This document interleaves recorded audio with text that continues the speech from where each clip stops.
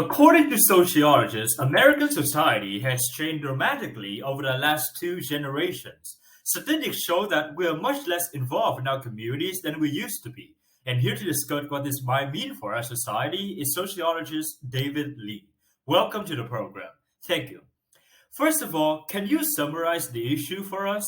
Well, as you say, Americans in the United States, they are less involved in their communities than they were in, say, 1960. There is that participation all around.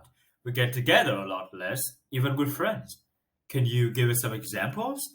Well, one statistic that comes up a lot is membership in the PTA, the National Parent Teacher Association.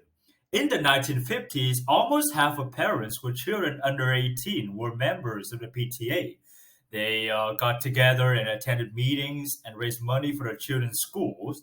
Well, membership in the PTA went from 50% in the 50s to under 20% in 1995, and that's just one example.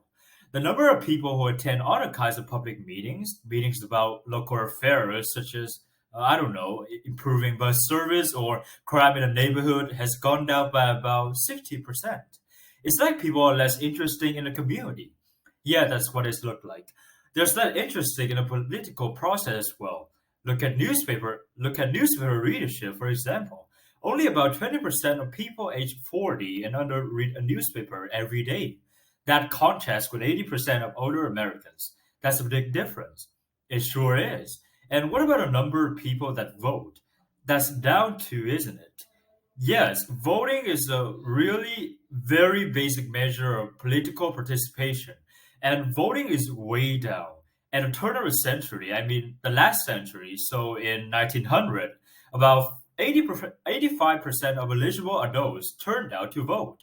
In the last presidential election, less than 50% turned out. Yeah, I see the problem. But you're talking about political involvement and involvement in local organizations. But what about our social lives? You mentioned that we socialize less as well.